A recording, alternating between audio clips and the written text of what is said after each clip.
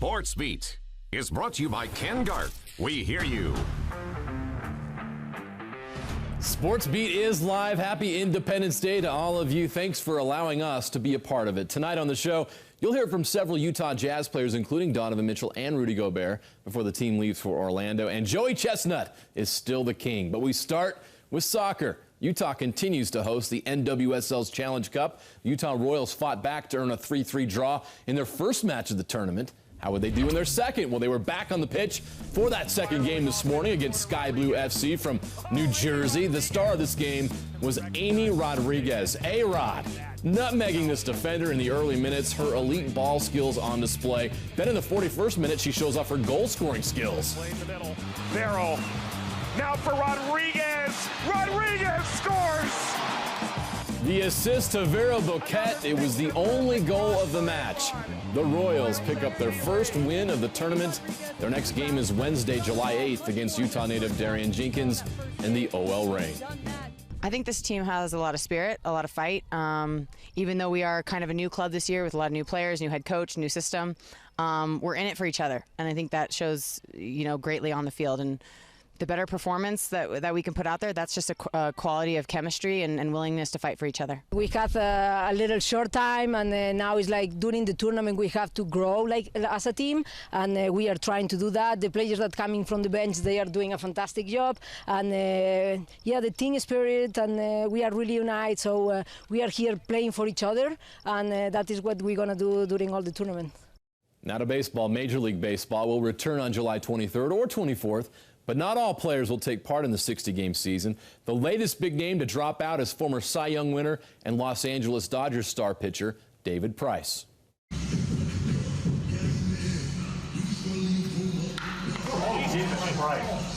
Ooh, a scary moment in a simulated game today for the New York Yankees.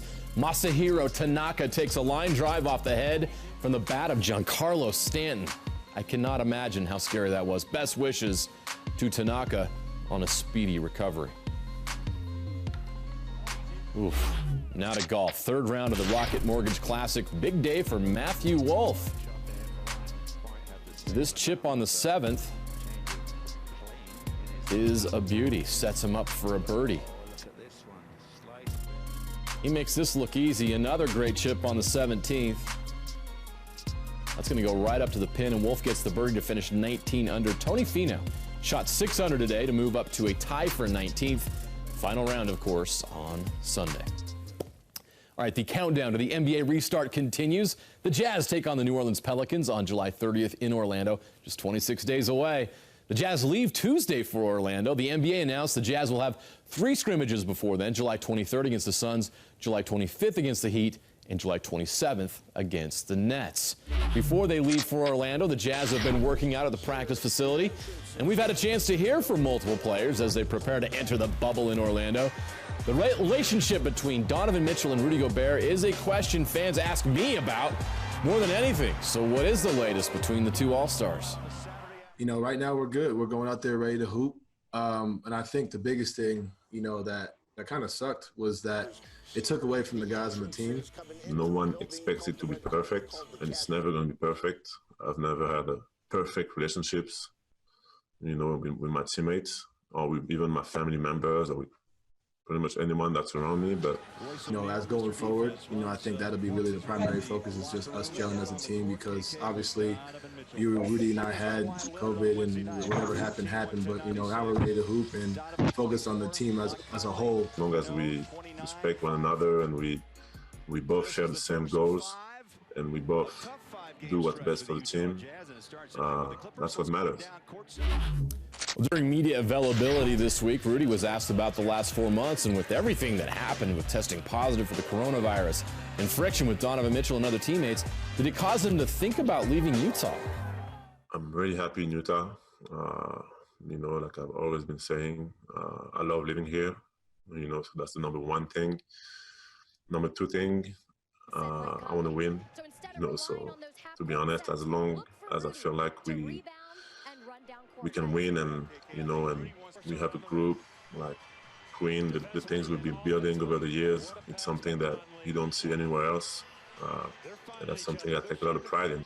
I don't plan on leaving right now. I plan on winning a championship with Utah, and of course, things evolve, things change. But as of today, I don't even think about the extension or the money. I just think about,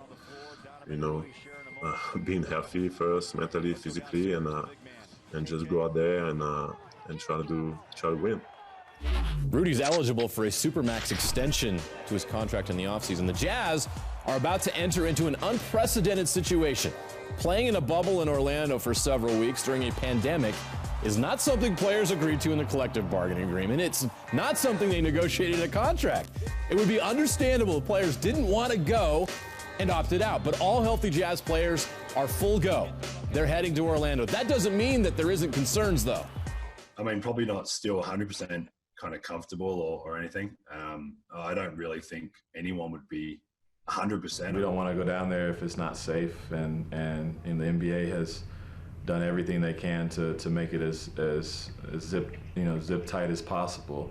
My biggest concern is the injury aspect, and obviously there's contractual implications for myself as well. That's no secret as well. But you're going to use those games, to build on what we have, get comfortable, get our rhythm going, and then, try to go as far as we can. It's tough when you're relying on, obviously, not just yourself to be smart about things, but you're relying on so many other people. So not that I don't trust everyone, but it's just a lot of it is out of my control. Well, one player we know that is not going to Orlando is Bojan Bogdanovic. He'll miss the rest of the season after having surgery to repair a wrist injury. He will be back in time when next season starts in December. The Jazz lose a player who averaged 20 points per game and is one of the best three-point shooters in the NBA. How will they make up for what Bojan brought to the team before his injury? Obviously, Bojan's going to be missed. He was a huge piece of our puzzle and of our team. But like I've said before, Coach kind of has that. The strength of the team is the team mentality. I think we got guys who have the next man up mentality. So I think it's going to be all of us, to take over and try to incorporate in the offense and defense what he did. I think all of us are going to have to step up a little bit, but I understand my situation, and really I'm excited for it. I get opportunity to just play a role that I hadn't had to play so far this year. I think it'll be a collective kind of effort, but in saying that, obviously he's still a big piece to miss going into this kind of last whatever's going on from here on out. Well, the first player the Jazz would look to make up for the loss of Bojan Bogdanovic is Mike Conley. Mike struggled to find his rhythm and consistency during the season before things were interrupted. Injury was definitely a factor in that. So can Mike correct that in Orlando? The Jazz need him to step up big if they're going to have any success in the playoffs. I think this is a great opportunity for me. I think having a break in between and just being able to sit back and take a step away and kind of evaluate and see what needed to be done differently and different ways to get in a better rhythm and lock in and approach the game differently. I think it's huge for me, so I'm excited for that and getting down there for that. But Orlando, I have this is a new situation for us all. I think it'll kind of bring us all back to our childhoods more than anything, where we just it's summertime basketball, but yet it's meaningful basketball at the same time. But we're just out there playing for the love of the game, really. You just love to go out there and compete, and guys are gonna have to do it without having their normal routines at home and normal recovery systems and schedules and regiments. It's just gonna have to be something that we're all new and thrown into, and whoever can adjust to the uncomfortable, the different circumstances or just unusual, I think will do the best. The Utah Jazz will need leadership on and off the court during this unprecedented situation in Orlando. Donovan Mitchell, still in his third year in the league, is he ready to continue in that role and step up even more as the Jazz face this new challenge? Donovan has kind of taken the front seat to the leadership role with this team and has grown every year. that he's been here in that role. You know, just the part that he's taken in the community, and then even on the court, he's getting better. He wants everybody else getting better. You know, trying to lead by example. You know, just using his platform and stuff like that. He did a great job of making sure he checked in on everybody while everything was going on, whether if it was, you know, hopping on FaceTime workouts, you know, over quarantine, or, you know, just FaceTiming guys individual and asking their certain opinions on, you know, racial issues. You know, he's really, you know, spearheaded that and been at the helm. I think it's really important that, you know, our leader and the guy that we look up to is so constant, you know, when it comes to doing, or consistent when it comes to doing the right thing. Knocks it down. Another concern some NBA players have about going to Orlando is, will resuming the NBA season cause people to lose focus on the discussion and the issues surrounding social injustice that have been top of mind in the country lately.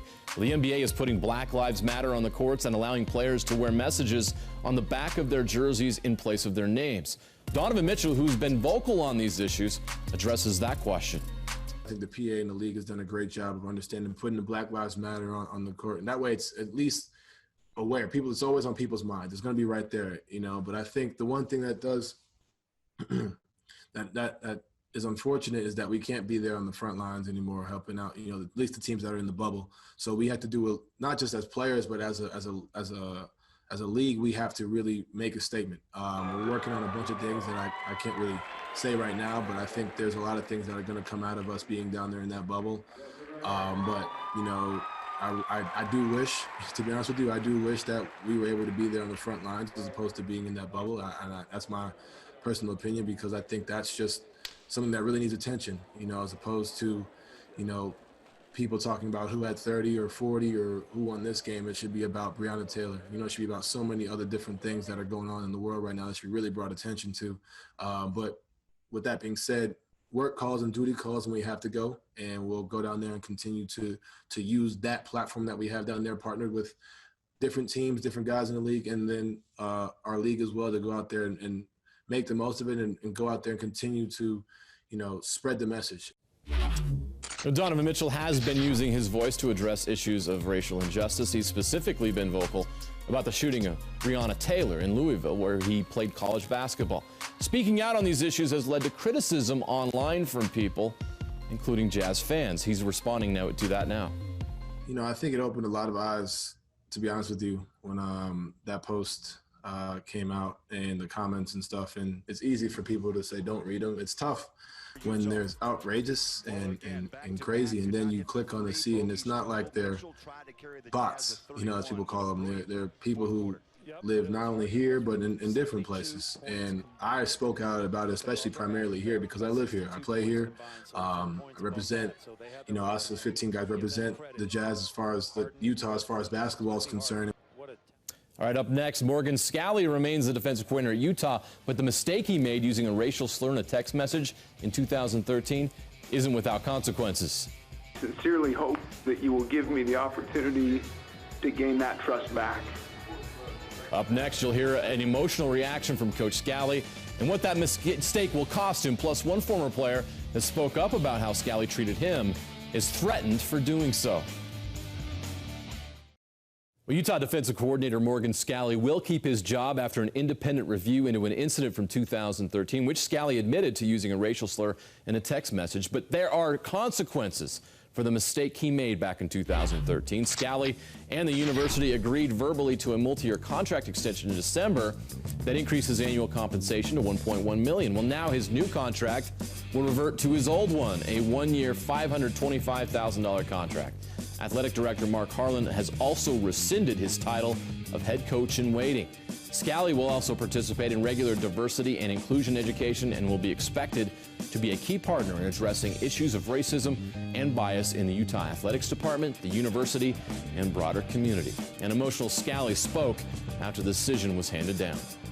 I had the opportunity to address the full team yesterday morning, and I expressed to them the complete embarrassment I feel for having hurt them and my fellow colleagues in any way. I've reached out to many of my former teammates, players, to offer my apologies, but have not had the opportunity of connecting with all of them. So, gentlemen, if you're listening, I apologize. Excuse me. I apologize.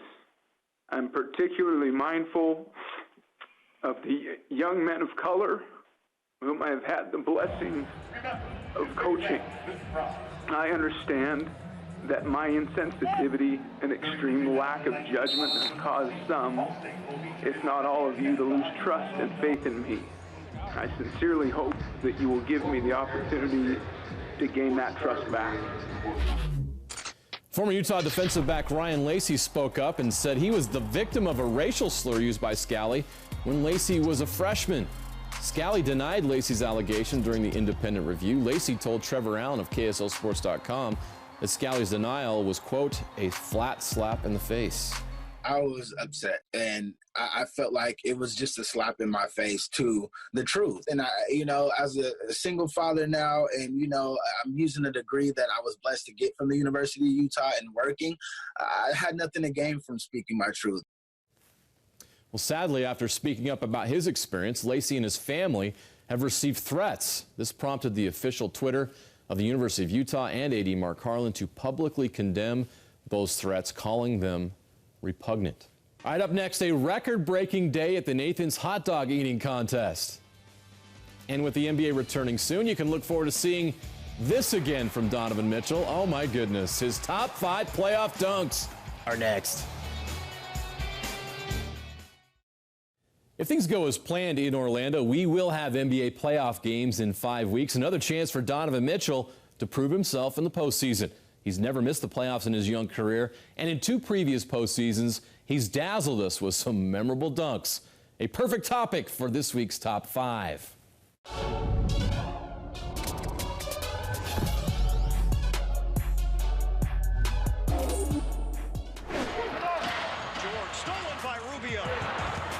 Maintains his balance. Oh, what a feed! Mitchell, big finish!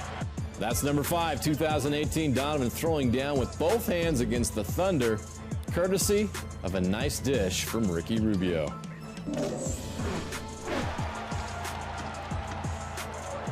George, but Donovan did it here with ease. What a playoff debut. What a series for Donovan against the Thunder back in 2018. In 2019 against the Rockets, Donovan with the steal, then Jake Crowder sets him up for the rim rocker. That got everyone out of their seats.